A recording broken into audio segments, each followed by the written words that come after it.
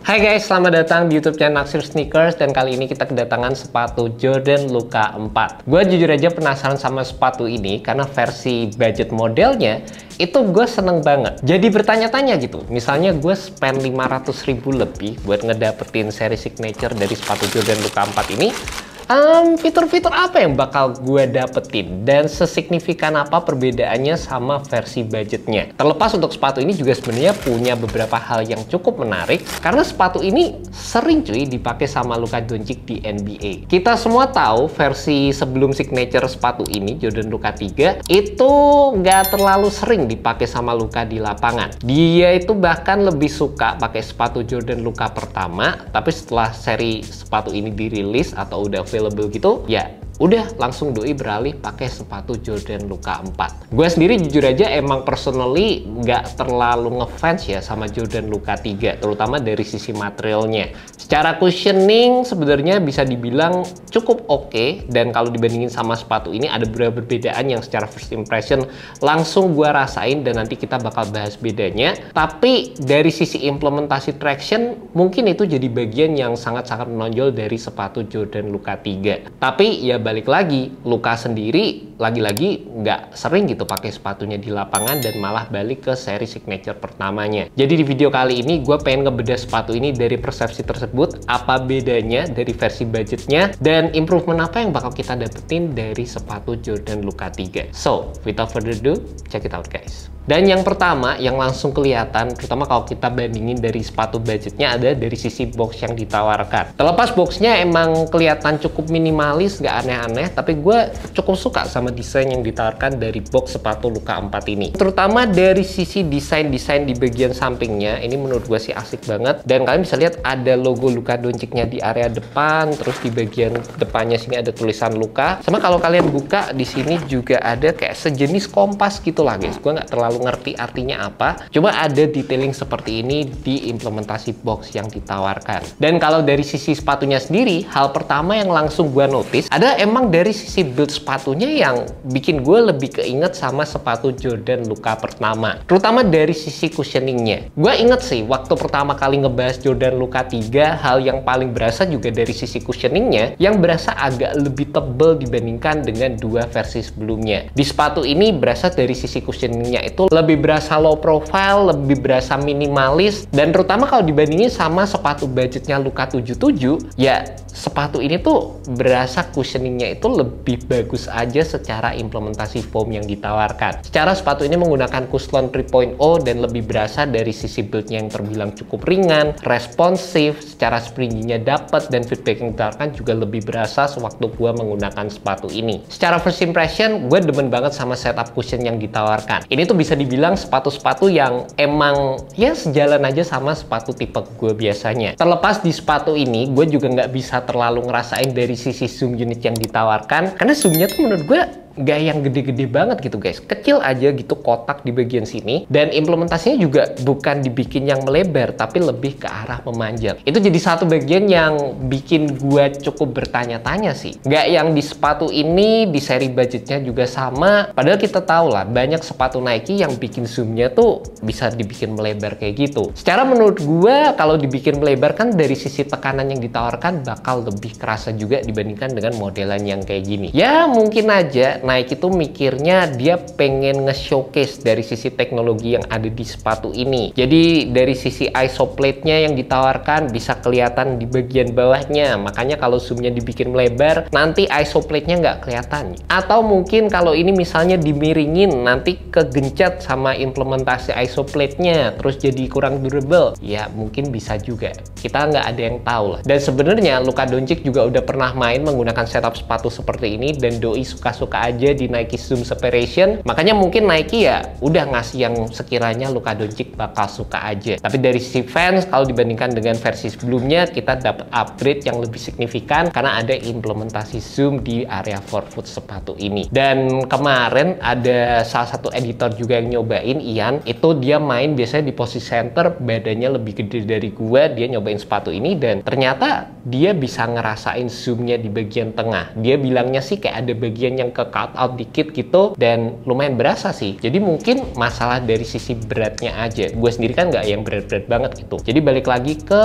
berat badan kalian masing-masing. Itu pengaruh banget tuh. Juga kalau ngomongin dari sisi isoplate-nya yang kalau pertama kali gue lihat dari internet, rasa-rasanya gue cukup meragukan bagian ini bakal bikin sepatunya berasa agak kaku di bagian depan. Ternyata waktu dipakai juga nggak berasa kayak gitu sih. Malahan build isoplate yang memanjang dari belakang sini, terus agak misah dikit di sini, lanjut lagi di sini, dan ada build ekstranya di area bawah, malah bikin sepatunya berasa lumayan smooth dan kalau gue personally nggak berasa kaku kayak gimana gitu. Mungkin kalau dibandingkan sama sepatu Jordan Luka 3 yang isoplate-nya ada di bagian samping, gede banget, itu bakal lebih ngebantu dari sisi lateral support di sepatu ini berasa agak minimalis secara keseluruhan. Cuma secara heel to toe transition-nya bikin sepatu ini jadi berasa smooth dan juga ada sedikit sensasi springy yang ditawarkan oleh sepatu ini juga. Dan juga kalau ngomongin dari sisi material yang ditawarkan, buat gue sih sepatu ini basic aja, tapi gue tetap lebih suka sih kalau dibandingin sama Jordan Luka 3 ataupun Jordan Luka Point 77. Jordan 3 nggak tahu kenapa sih, secara materialnya buat gue tuh kayak kurang sih, gue kurang demen aja. Bukannya jelek atau gimana, tapi gue kurang suka karena berasa ini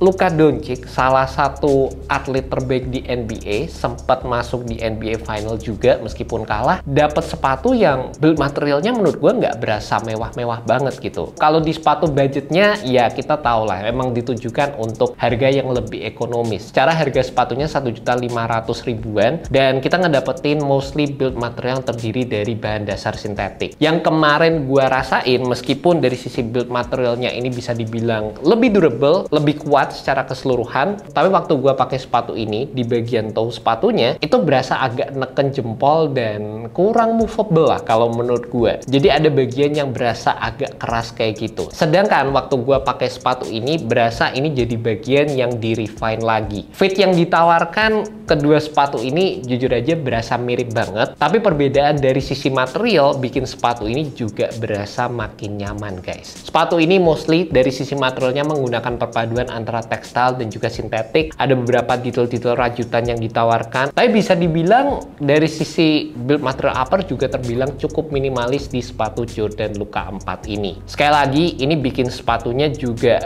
berasa ringan, nggak yang aneh-aneh kayak gimana, dan gue personally sebenarnya juga lumayan demen sih sama fit yang ditawarkan oleh sepatu ini. Gue akuin secara desain yang ditawarkan Jordan Luka 4 ini menurut gue keren banget. Gue seneng sama garis-garisnya. Terlepas nggak bisa dipungkiri juga ya dari sisi build materialnya sendiri, ini materialnya ya tekstil aja secara keseluruhan. Kelebihannya sih nggak restriktif, nggak memerlukan break in time, tapi kalau kalian mencari sepatu basket yang berstruktur dari sisi uppernya, ini bisa dibilang bukan tipe sepatu basket yang kayak gitu guys. Beberapa detail yang bisa kalian temukan di sini, ada pola-pola jahitannya di sini, di high wear areanya tercover dengan adanya pola-pola seperti ini. Di area lateralnya juga sama, dikasih kayak gini. Dan di sini ada beberapa implementasi synthetic overlay juga yang bisa kalian temukan guys. Nih, terutama di bagian belakang-belakangnya sini. Dan yang gue cukup suka ya, sebenarnya material di sini tuh rasanya halus banget. Di area sini juga sama,